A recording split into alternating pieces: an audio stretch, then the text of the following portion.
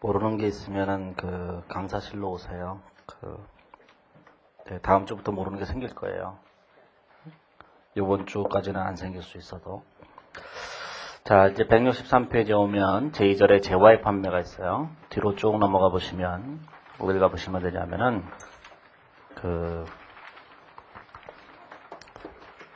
174페이지에 오면 용역의 제공이 있어요. 예, 제일 중요한 게 우리가 회사가 팔고자 하는 거는 딱 두 가지가 있는데 하나는 재화고 하나는 용역이에요. 재화고 또 하나는 용역이에요. 용역. 자, 재화와 용역의 차이는 뭐냐? 재화는 물리적 실체가 존재하는 거예요. 물리적 실체가 있어요. 자, 실체가 있다는 얘기야. 용역은 물리적 실체가 없어요. 물리적 실체가 없어요. 자, 용역을 인도하는 거는 용역을 이렇게 인도하는 건 불가능한 거예요. 물리적 실체가 없는데 제가 인도해도 받아갈 줄을 모르잖아요. 인도한 게 많아요. 어제도 인도했고 그저께도 인도했는데 집에 갈 때는 늘 텅 빈 마음으로 돌아가잖아요. 이게. 그러니까 용역은 물리적 실체가 없어요. 그러니까 물리적 실체가 없으니까 물리적 실체가 없다는 얘기는 뭐냐면 미리 만들어서 제공해 줄 수가 없어요. 그런데 재화는 물리적 실체가 있으니까 만들어 놓고 팔 수가 있다고요. 그래서 이 재화는 다 뭐라냐면 물건을 미리 만들어 놓고 만들어 놓은 상태에서 물건을 사갈 사람을 찾아다니면서 물건을 판다고요. 그래서 재화는 일반적으로 제품의 인도가 제일 중요한 거예요. 그래서 얘를 판매 기준을 적용해요. 일반적으로. 100% 그런 건 아니니까 일반적으로 그렇다는 거예요. 나중에 공부하실 때 이렇게 하시면 돼요. 재화라고 하는 것은 다 판매 기준이다. 공부하시다가 아닌 게 뭔가 이것만 파악하면 되는 거예요. 이제 용역이라고 하는 것은 뭐냐? 용역이라고 하는 것은 물건을 미리 만들 수가 없어요. 물건이라는 표현도 적절하지 않지만 미리 만들어 놓을 수가 없어요. 만들어 놓을 수가 없으면 어떻게 해야 돼요? 사갈 사람을 먼저 정해야 된다고요. 예를 들어서 제1기획에서 제1기획이라는 회사가 있어요. 제1기획. 자, 제1기획에서 뭘 했냐면은 물건을 만들었어요. 뭘 만드냐면 여기 광고 만드는 회사예요. 광고 만드는 회사가 뭘 만드냐면 아이서티 광고를 만들었어요. 임수정을 동원해서 만들었어요. 임수정이 그 아이서티 광고하는 사람이잖아요. 30이 넘었다고 하는데 이상하게 10대로 보이는 수정 같은 아이죠. 근데 아이서티 광고를 만들었어요. 그 제1기획이 만들었는데 아이서티 광고를 만들면서 얼마를 줬냐면 한 10억을 들여서 만들었다고요. 9억은 임수정한테 갔어요. 대부분 이제 다분 다 그렇죠, 이게. 그렇죠? 우리나라가 이제 광고, 그 드라마도 다 드라마 제작하면 다 적자를 본다잖아요. 그게 다 뭐 때문이에요? 다 일부 유명 배우들 때문이거든요, 전부 다. 그러니까 유명 배우들이랑 무슨 뭐 배용준이니 무슨 권상우니 뭐 그지 같은 놈들 쫙 있잖아요. 걔네들 때문에 이게 심각한 거예요, 이게 지금 진짜로. 계약을 맺어보면 옛날에 어떤 실무를 강의했더니만 자기가 연예인이랑 계약을 맺었다는 거예요, 연예인이랑 계약을 맺었대요. 계약을 맺었는데 계약금을 어떻게 처리하는지가 궁금하대요, 저한테. 저는 연예인이 더 궁금했어요. 그 연예인이 누군지. 그래서 지금은 이제 그 저 세상에 가 있는 최진실이었어요, 최진실. 지금은 죽은 최진실이에요, 최진실. 최진실이랑 계약을 했다는 거예요. 그래서 궁금했어요. 몇 대 몇 계약을 맺는지 그게 궁금했어요. 그래서 그 회계 처리는 안 가르쳐주고 계약을 어떻게 맺나요? 몇 대 몇이죠? 이렇게 물어봤어요. 110대 마이너스 10이라는 거예요. 이게 뭐예요, 이게? 110대 마이너스 10이 뭐예요? 그랬더니만. 최진실이 버는 거는 100%다 최진실한테 주고, 그 다음에 최진실의 활동비를 회사가 부담해주고. 아니, 뭐가 남아요? 그랬더니만. 그래서 최진실이 출연하는 드라마에 자기네 신인 탤런트들을 끼워 판다는 거예요, 이렇게. 그래서 얘네들한테는 다 노예 계약을 맺어야 되는 거예요. 이 연예인 세계가 다 그래요. 그래서 가끔씩 보면 얘네들이 처음에는 그런다고요. 노예 계약도 좋으니까 출연만씩 하게 해달라고 들어가거든요. 1년, 2년 일하면 뜨잖아요. 내가 왜 여기 있나 이런 생각이 자꾸 들어요. 그쵸? 그래서 이들이 뭐냐면은 탈퇴하고 무슨 뭐 소송하고 막 이러는 거예요, 서로. 그런데 이 문제의 본질은 연예 기획사가 잘못했다는 것도 아니고 얘네들이 잘못한 것도 아니고 얘네들의 문제의 본질은 얘네들한테 있는 거예요. 최진실, 배용준, 최지우 이런 그 한류 배우들이죠. 장동건 이런 애들한테 있는 거예요. 그런 애들의 출연료가 너무 비싸서 얘네들은 노예가 될 수밖에 없는 거예요. 예? 이 문제를 해결하기 위해서는 얘네들의 출연료를 막 깎아야 돼요, 전부 다. 한 해 출연하는데 무슨 뭐 5천만 원 막 이러잖아요, 이게. 그러니까 걔네들이 그렇게 많이 받기 때문에 그 밑에 있는 스텝이나 이런 사람들은 한 달에 한 30만 원 받아요. 라면 끓여 먹고 살아요. 그래 놓고 이들이 나와서는 맨날 무슨 뭐 한국 영화를 사수해야 됩니다. 맨날 그러잖아요.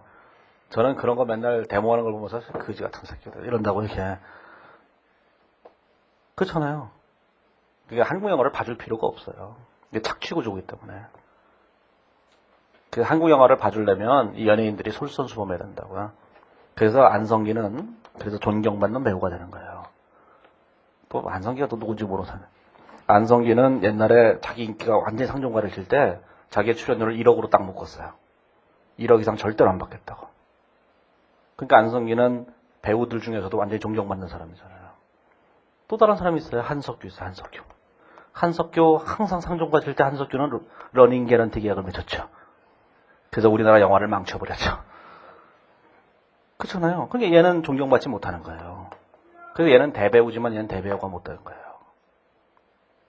얘는 제가 잘 나갈 때 출연료 5억 받는 것도 모자라서 500만 명 넘어가면 1인당 얼마씩 달라 이렇게 얘기한 거죠. 러닝 로열티 계약이거든요. 이게 달리면서 받는 로열티예요. 러닝 로열티죠.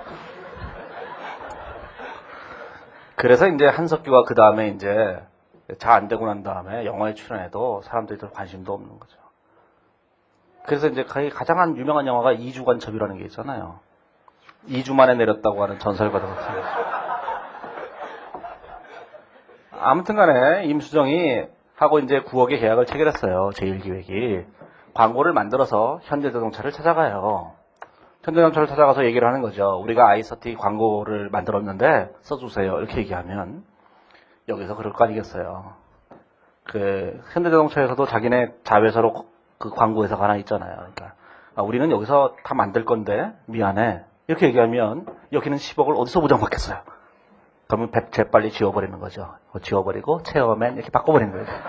체어맨 이렇게 바꿔버린 다음에 그 완전히 그냥 그 포토샵으로 이렇게 막 조작을 해갖고 바꿔버려요. 이게 체어맨. 임수정도 이제 사람을 좀 바꿔버리고 그런 다음에 이제 광고를 만들어서 쌍용자동차에 가서 자 우리가 광고를 만들었는데 이게 팔 수 있냐는 거예요. 없잖아요. 그게. 그러면 이 광고를 미리 만들어 놓으면 여기서 만약에 안 산다 그러면 어떻게 되겠어요? 무릎을 꿇어야죠. 제발 좀 써주세요. 이렇게 얘기해야 되는 거죠. 그렇죠? 그러니까 뭐가 돼요? 용역이라고 하는 것은 미리 만들어 놓을 수가 없는 거예요. 그래서 용역은 미리 만들기 전에 뭐부터 해야 되냐면 계약을 먼저 맺어야 되는 거예요. 계약을 맺어서 돈 줄 사람을 먼저 정해놓고 그러고 난 다음에 시작을 하는 거예요. 그렇죠? 돈 줄 사람을 먼저 정해놓고 하는 거예요. 그래서 용역이라고 하는 것은 계약을 먼저 맺어요. 자, 그러면 우리가 이런 생각을 해보세요. 아까도 얘기했지만, 자, 회사가 있는데, 고객한테 뭘 했어요? 고객한테 의무를 이행해야 되죠? 자동차를 줘야 되냐? 의무를 이행해야 되고, 권리가 생겼잖아요. 이렇게. 용역계약이라고 하는 것은, 용역이라고 하는 것은 무조건 이 돈을 받을 권리를 먼저 확보해놓고 시작하는 거예요. 그렇잖아요. 이 돈을 받을 권리를 확보해놓지 않으면, 임수정을 개런티를 줄 수가 없다고요. 그렇죠? 잘못했다는 건 다 난리잖아요.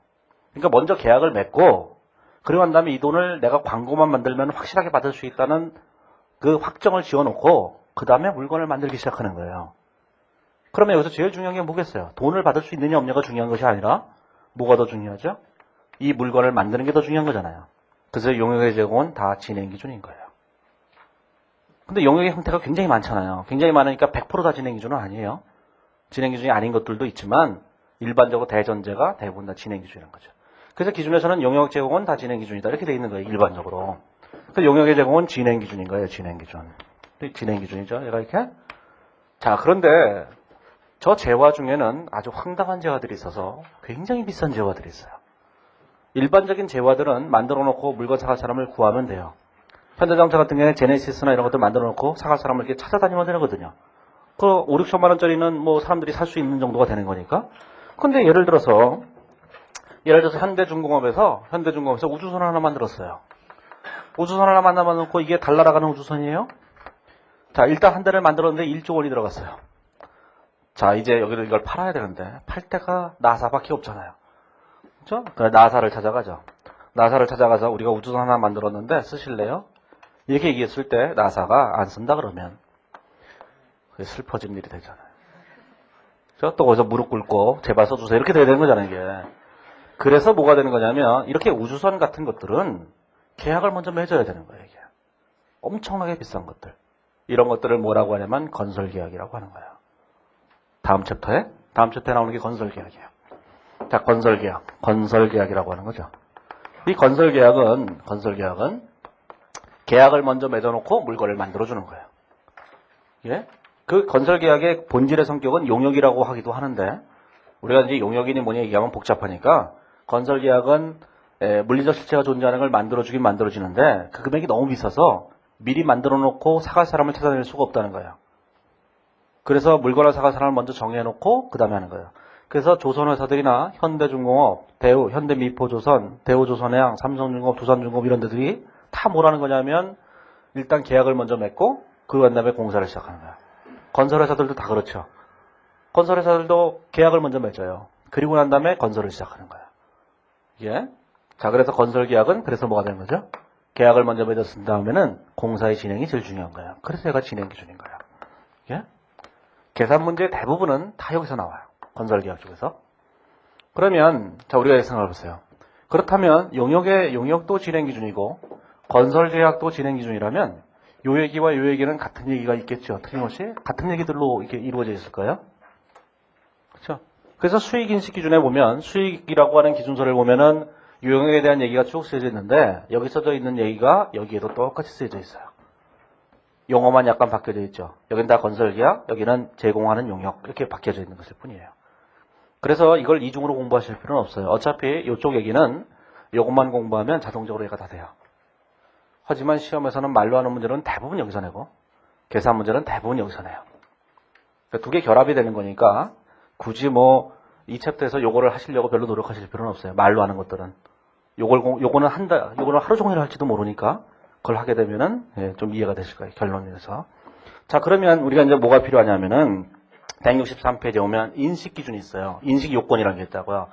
자, 재화를 판매하게 될 때 재화의 판매 기준에 인식 요건이 있어요. 인식 요건은 뭐 인식 기준이에요. 재화의 판매는 재화는 판매 기준을 적용해서 수익을 인식하는데 거기에는 5가지 인식 요건이 있다는 거죠. 거기 보시면 돼요. 자, 163페이지에 오면은 5가지 요건이 있는 거예요. 이 5가지 요건은 재화 판매로 인한 수익은 다음의 조건이 모두 충족될 때 인식한다. 그래서 5가지가 있는 거예요. 자, 1, 2, 3, 4, 5 5가지가 있어요. 1, 2, 3, 4, 5 이렇게 5가지가 있어요. 자, 시험에 한 번도 낸 적은 없지만 나올 거예요, 곧. 자, 그 다음에 용역 제공의 진행 기준이 있는데 진행 기준이 4개가 있어요. 이렇게 4개가 있는데 4개는 여태까지 시험에 한 3번 정도 출제를 했어요. 예? 얘를 3번 정도 출제를 했는데 얘는 한 번도 안 냈다고요. 그건 그냥 우연일 뿐이라고 저는 생각을 해요. 그러니까 자, 이제 5가지하고 4가지를 꼭 아셔야 돼요. 일단 뭐 회계사 2차 시험이나 세무사 2차 시험 문제나 이런 데서 주관식으로 어떻게 되느냐 이건 얘기할 필요도 없어요, 지금. 일단 객관식에서 나오니까. 자, 그러면 우리가 이런 생각을 해보세요. 건설계약에서도 진행 기준을 적용하는 요건이 4가지가 있어요. 이거 다음 챕터에 나오는 건데 이걸 공부할 필요가 있겠어요? 이거랑 똑같은 거니까? 그럴 거 아니겠어요? 여기는 4가지 얘기는 여기는 4가지 얘기랑 똑같다고요. 그래서 항상 용역에 제공하고 건설계약은 같은 거다 이런 생각하시는 게 제일 편한 거예요. 그럼 둘 중에 하나만 하면 자동적으로 나머지가 해결될 거 아니겠어요? 제 생각은 이걸 열심히 하는 게 좋을 거라고 생각을 해요. 이건 한 챕터고 이건 한 절이잖아요. 이건 국가고 이건 주례니까요. 이게. 자, 그러면 우리가 이제 수익을 인식하기 위해서 자, 생각해 보세요. 자, 수익을 인식하는 얘기를 하는 거잖아요, 지금. 그렇죠? 수익을 인식하기 위해서는 반드시 뭘 알아야 돼요? 비용을 알아야 돼요. 비용을 모르면 수익을 인식할 수 없다는 얘기를 했으니까 비용을 알아야 되죠, 비용을 알아야 돼요, 비용을. 자, 비용을 알아야 되죠, 5번. 비용을 알아야 돼요, 4번. 이렇게 되는 거예요. 거기 보시면 163페이지 오면 인시요건 동그라미 5번을 보세요. 거래와 관련된 원가를 신뢰성 있게 측정할 수 있어야 된다 이런 얘기가 나오죠. 원가를 신뢰성 있게 측정할 수 있어야 되는 거예요. 자, 뒤로 넘어가 보시면 그 용역 제공하고 이제 비교식으로 한번 보세요. 174페이지에 오면은 인시요건에 보면 거기 동그라미 4번에 뭐가 되어 있어요? 원가의 신뢰성 있는 측정 이렇게 되어 있죠, 4번에. 일단 수익을 인식하기 위해서는 뭘 알아야 돼요? 원가를 알아야 되는 거예요. 163, 174. 여기 163페이지에 있고 여기 174페이지에 있어요. 이렇게. 그렇죠? 자, 그 다음에, 자, 수익을 인식하기 위해서는 생각을 해보세요. 수익을 인식하기 위해서는 무조건 비용을 알아야 된다 그랬죠? 자, 그 다음에 수익을 인식하기 위해서는 인식기준을 충족시켜야 되죠. 인식기준에는 세 가지가 있다 그랬어요? 두 가지죠. 기본 요소의 정의를 일단 충족시키는 상태에서 두 가지가 있어야 된다 그랬잖아요. 자, 그런데 수익을 생각해보면, 여기 쪽에다가 수익을 인식하게 되면 반대편에 항상 뭐가 써야 돼요? 자산이 쓰여지죠. 그죠? 그러면 자산의 인식기준이 필요한 거죠. 수익은 인식할 수 없다니까요. 수익은 측정되는 게 아니에요. 인식기준에는 뭐가 있어요? 신뢰성이 측정이 된다 이렇게 얘기하지만 수익은 측정할 수 없는데 어떻게 인식하겠어요? 자산이 증가했기 때문에 수익이 증가하는 거예요. 기본적으로. 그러면 이 자산의 인식기준이 두 가지가 있을 거 아니겠어요? 두 가지가 뭐예요? 미래 경제 효익의 유입 가능성이 높다. 신뢰성 있는 측정이 돼야 된다. 이게 반드시 있어야 되죠. 이렇게. 그게 뭐예요? 3번, 4번 이렇게 되는 거예요. 이렇게. 여기서 1번, 2번 이렇게 되는 거예요. 이해하시겠죠, 이게? 이거를 다 외울 수는 없어요. 주관식으로 가보면 나중에 주관식이 되면 여러 번 보다 보니까 자동적으로 외워져서 쓸 수 있을지 모르겠지만 객관식 갈 때까지 이걸 다 외우기는 힘들다고요. 어쨌든 객관식에서는 맞다 틀리다를 구분하시기만 하면 되는 거니까 주관식에서 이거를 5가지 요건을 써라 그러면 그때 쓰는 건 그때 주관식에서 걱정하면 되는 거고 일단은 이 내용이 어떤 거다라는 걸 알아야지만 구분할 수 있다고요. 무슨 얘기인지. 그래서 수익을 인식하기 위해서는 일단 비용을 알아야 돼요. 그래서 비용에 대한 신뢰성 있는 측정이 하나 들어가고 자, 수익을 인식하기 위해서는 인식기준을 충족시켜야 돼요. 그게 효익의 유익 가능성이 높다고 신뢰성 있는 측정 이렇게 되는 거예요. 여기서도 매우자가 들어가면 틀려요. 국제기준은 매우자는 항상 없어요. 그래서 혹시라도 시험에 내게 되면 매우자를 집어넣을지도 몰라요. 그건 매우 틀린 문장이라고 생각하시면 되죠. 원래 시험이라고 하는 것은 개정 전과 개정 후에 이 차이를 내는 거예요. 일반적으로 말로 하는 문제들이. 그래서 국제기준과 현행 우리나라 기준과의 가장 중요한 차이는 뭐냐면 매우가 있느냐 없느냐의 차이예요. 국제기준은 매우라는 말이 하나도 없어요. 어디에도 없어요. 예? 그래서 매우자가 들어가면 안 되는 거예요. 높음 이거예요. 그냥. 자, 그러면 생각을 해보세요. 자, 이쪽을 먼저 얘기해보면 자, 진행기준을 적용해야 돼요. 진행기준을 적용하기 위해서는 뭐가 필요하냐면 진행률을 알아야 돼요. 공사를 진행한 정도가 어느 정도인지 알아야 된다고요. 예를 들어서 제일기획에서 예를 들어서 임수정을 통해서 아이서티 광고를 만든다고 할 때 제일기획이 아니죠. 현대차 자회사에서 만든다고 할 때 그때 만든다고 할 때 광고를 만드는 진척도가 있어야 된다고 이게. 그렇죠? 광고물을 만들 때 이 광고물 중에서 전체 중에서 한 80%가 완성됐다든가 60%가 완성됐다든가 이런 완성도가 있어야 되죠. 그 완성도가 진행률이에요. 그 진행률을 알아야 돼요. 진행률을 알아야지만 진행기준을 적용할 거 아니겠어요. 그래서 진행률을 알아야 된다는 거예요. 3번에. 그래서 진행기준을 적용할 때는 반드시 진행률이라는 걸 알아야 돼요. 이게 진척도예요. 진척도. 그래서 예를 들어서 아이서티 광고를 만들면 이 광고를 만들어주면 예를 들어서 현대자동차에서 20억을 주겠다 이렇게 약속을 한다면 전체적인 진척도가 예를 들어서 50%다 그러면 이 광고에서는 이 20억 중에서 50%를 곱해서 10억을 주게 수익으로 이렇게 인식하는 거예요. 이렇게. 이런 방법에 대해서는 나중에 다음 챕터에서 자세히 나오니까 여기서 그냥 이 정도로 아시면 돼요. 자, 그러면 여기 와서 다시 생각을 해보시면 자, 이제 이쪽은 이제 4가지 얘기가 다 끝난 거예요. 자, 이제 이쪽을 생각해 보세요. 이쪽을 생각해 볼 때 자, 동그라미 1번과 동그라미 2번 두 가지를 생각해 보면 어떤 생각을 하실 수 있냐면은 자, 우리가 제네시스를 하나 만들어내면 제네시스를 만들어내죠. 제네시스를 만들면 제네시스와 관련된 비용이 얼마인지 합리적으로 추정할 수 있어요. AS 비용까지 과거의 경험으로 다 한다고요. 자기네가 얼마나 자동차를 계획판으로 만드는지 그들은 알아요. 그렇죠? 몇 퍼센트가 오는지 안다고요. 삼성전자 같은 데서도 컴퓨터 이런 거 만들면은 어느 정도가 AS를 받으러 오는지 과거의 통계 자료가 다 있을 거 아니겠어요. 그런 걸 다 추정할 수 있다고요. 그러니까 비용을 다 알아요. 자, 그 다음에 자동차를 팔면 돈이 얼마 들어오는지도 알죠? 그 다음에 신뢰성 측정도 돼요. 금액도 얼마에 팔기로 하니까. 그런데 그렇다고 해서 돈이 들어오는 건 아니에요. 돈이 들어오기 위해서 뭐냐면 고객이 사가야 될 거 아니겠어요. 자, 그러면 고객한테 사간다고 할 때 고객에게 위험과 보상이 이전돼야 돼요. 위험과 보상이 이전돼야 돼요. 보상이라는 건 효익이고 위험이라고 하는 것은 리스크예요. 위험과 보상. 자동차를 사게 되면 자동차에 대한 위험과 보상이 이전이 돼야 된다. 누구한테 준대요? 사가는 사람한테. 자, 이런 생각을 해보세요. 제가 자동차를 제네시스를 사는데 제네시스를 갖고 왔어요. 자, 갖고 왔는데 돌이 날라오고 있어요. 돌이 날라오기 전에 제가 열쇠를 받았냐 안 받았냐는 굉장히 중요한 사건이죠. 열쇠를 받기 전에 돌이 날라오면 아니 왜 깨진 걸 갖다 주셨어요? 이렇게 하면 도로 가져가야 되잖아요. 열쇠를 주고 난 다음에 그 사람이 골목길을 딱 지나갔는데 돌이 날라왔어요. 내가 다 책임을 져야 되죠. 나한테 열쇠를 주는 그 순간 모든 책임을 누가 져야 되는 거예요? 내가 져야 되는 거예요. 사간 사람이. 그러면 판매자는 그때부터 뭐예요? 위험이 다 이전된 거죠, 나한테로. 그렇죠? 나한테 키를 준 다음에 그 판매한 사람이 저한테 이런 거예요. 키 좀 달라고. 왜요? 그러면 드라이브 좀 하고 오게. 이게 미쳤나? 이러고 안 주잖아요. 효익은 나한테 다 있는 거죠, 보상이.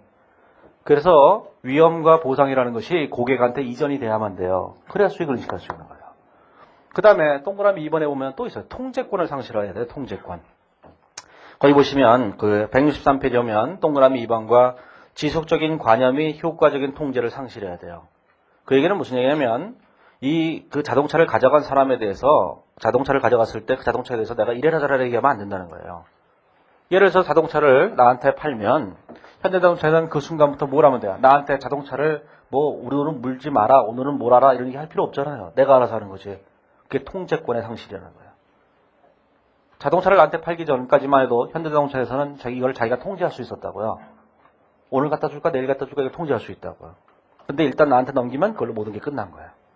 그래서 위험과 보상도 이전돼야 되고 통제권도 상실이 돼야 되는 거예요. 그 지속적인 관여라는 것도 관여하고 통제는 비슷한 말이죠. 관여하는 건 자꾸 참견하는 거예요. 지속적으로 참여하는 거예요. 지속적으로 참견하는 거. 그래서 그렇게 되어 있는데 그러면 이런 통제권의 상실이나 위험과 보상의 이전은 일반적으로 자동차의 경우에 나한테 자동차를 인도하면서 다 이전돼 버려요. 그렇죠? 근데 자동차를 주면서도 이전이 안 되는 경우가 있어요. 예를 들면 가장 대표적인 경우로 자동차를 하도 안 팔리니까 한 일주일 타보시죠. 그리고 마음에 들면 사시고 마음에 안 드시면 안 사셔도 좋아요. 이런 조건으로 팔 수도 있다고. 그러면 계약을 다 맺어놓고 자동차를 갖고 왔고 다 했어요. 통제도 내가 마음대로 할 수 있다 일주일 동안. 일주일 다 타고 나니까 마음에 안 드네요. 이런 뭐예요? 위험이 이전되지 않은 거죠.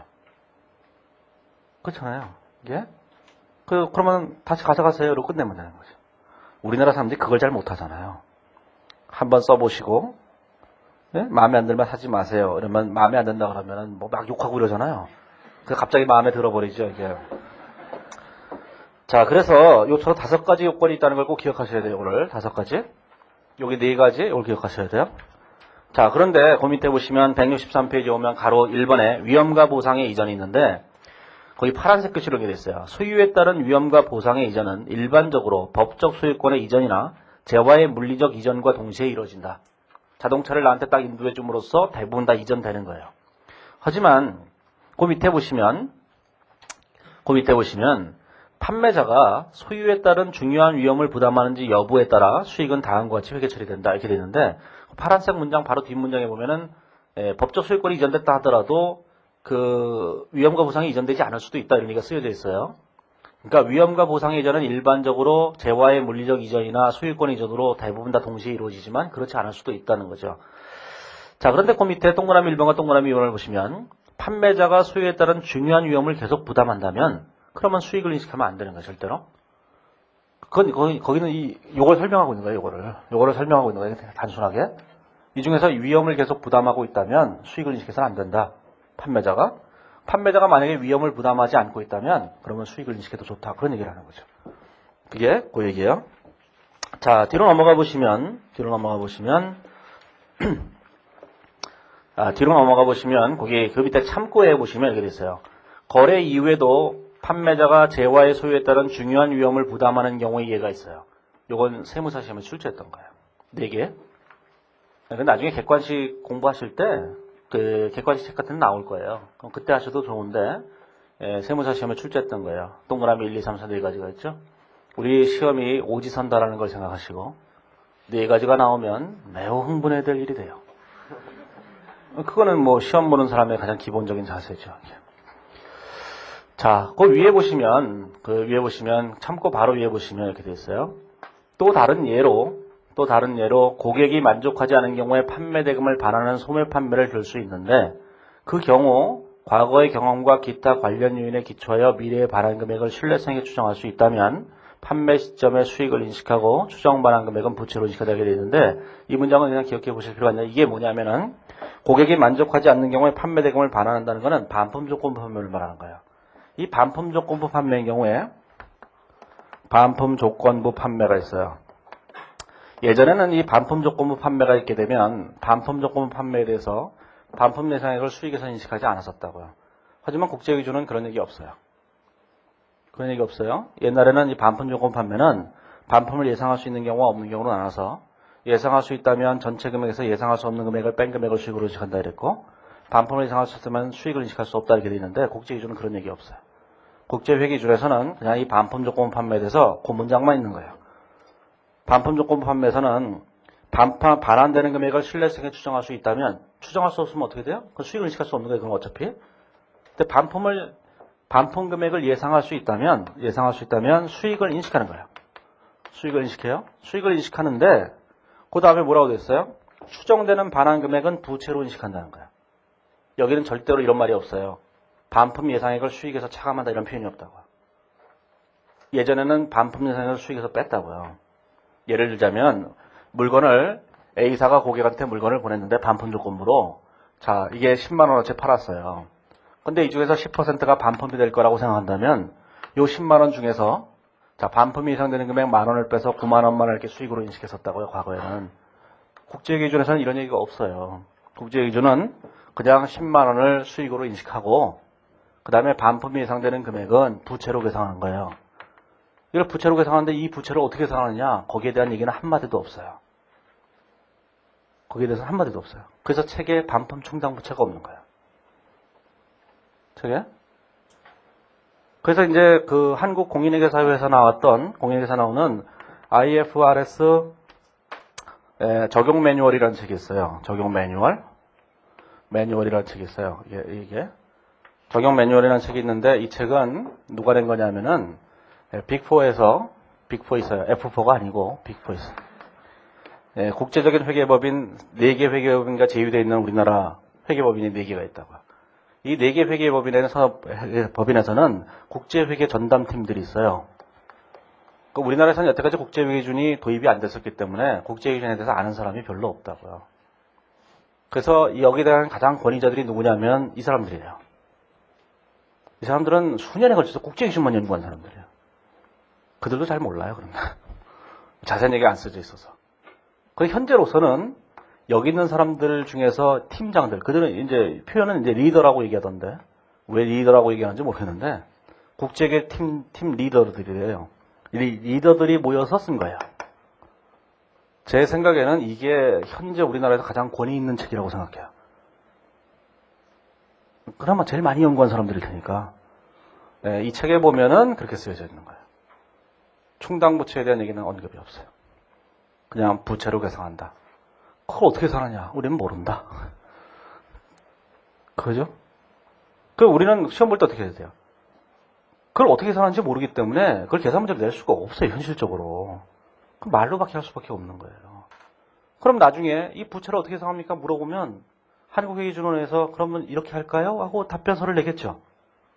그래야 국제기준이 되는 거죠. 지금 현재 있는 모든 기준은 국제기준이 아니다 이런 얘기예요. 근데 그런 것까지 다 공부하다 보면 뭐가 돼요? 끝도 없어요. 그럼 현행 기준 다 공부해야 된다고 다. 현행 국제기준에 없는 건 다 우리나라 현재 기준이 다 따르는 것이다 이렇게 얘기해버리면 우리나라 현재 기준 다 공부해야 되고 국제기준 다 공부해야 되고 다 섞어야 되고 섞다 보면은 이제 별짓을 다 하게 되고. 그래서 시험 범위가 국제기준만 낸다고 했으니까 현재 우리나라 기준은 내선 안 된다 그 얘기예요. 그리고 이 구체적인 얘기가 없는 것들이 전부 다 모여갖고 일렬의 회계 처리가 되기 위해서는 앞으로 몇 년이 필요하다는 거예요. 세월이. 많은 회사들이 질의를 하고 답변을 하고. 근데 국제기준에서는 그 한국회계준원에서는 답변하는 것도 조심스러울 거예요. 답변하는 게 국제기준 위반이다 이런 얘기거든요. 이게. 국제기준은 자율성을 강조하기 때문에 그냥 뭐 마음대로 답변해주면 안 되는 거예요. 그래서 어제도 얘기했잖아요. 영업이익도 정의하고 싶지 않고 막 그랬잖아요. 그래서 이익잉여 처분계산서라는 게 있어요. 이익잉여 처분계산서가 있는데 이익잉여 처분계산서는 국제기준에서 재무제표가 아니라고요. 그래서 이 책은 하나도 설명하지 않고 있어요. 근데 상법이 개정이 아직 안 됐어요. 상법에서는 아직도 이익잉여 처분계산서를 요구하는 거예요. 그래서 그 국제기준 개정안이 나와 있어요. 요즘 이기엄 처분 계산서를 작성해야 되겠다는 거예요. 근데 조심스러워요. 이기엄 처분 계산을 작성하면 국제기준 위반이에요. 재무제표가 되면. 조심스럽게 이런 얘기를 하는 거예요. 거기다 뭐라 하냐면 이기엄 처분 계산서를 주석으로 기재해도 재무제표는 아니고 주석으로 기재하는 것이 우리는 국제기준을 위반하는 것은 아닐지도 모른다는 생각을 한다.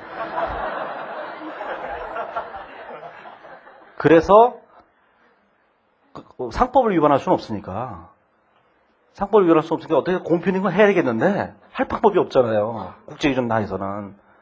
그러니까 법률을 지키려고 요거를 이제 개정안에 집어넣는 거죠. 그러면 이기엄 처분 계산서는 뭔가 기준이 없으니까 정의되어 있지 않거든요. 그게 뭔지. 옛날 게 이기엄 처분 계산서가 아니에요. 그거는 옛날 기준 얘기고. 그리고 뒤에 보면 나와 있어요. 이기엄 처분 계산서는 추후에 우리가 양식을 만들어 보겠다. 이게 되어 있는 거예요. 이게. 자, 아무튼 간에 뭐 그렇다 치고, 그래서 제 생각은, 이 기준에, 국제 기준에 없는 것은 다 현행 기준이 맞다. 이렇게 얘기하게 되면 너무 많은 공부를 해야 되는 거예요. 그것도 없는 얘기가 되고.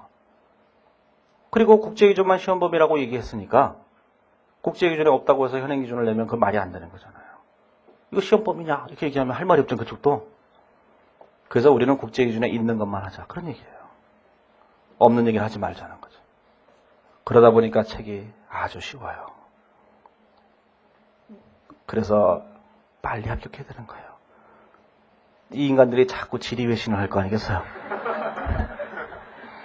그러면 조금씩 기준이 자꾸 만들어지겠죠, 이게. 뭔가 얘기는 해야 되니까. 그러니까 빨리빨리 합격하시는 게 제일 좋아요. 자, 이번에 경제적 효익의 높은 유입 가능성이 있어요. 자, 높은 유입 가능성이 있는데, 경제적 효익의 유입 가능성이 높아야 된다라는 건데, 자, 그래서 이제 그 밑에 보시면 파란색 글씨로 있죠. 이미 인식한 금액에 대해서 회수 가능성이 불확실해지게 되면 수익 비용으로 인식한다 이렇게 돼 있어요. 그 얘기는 무슨 뜻이냐면은 이런 뜻이에요.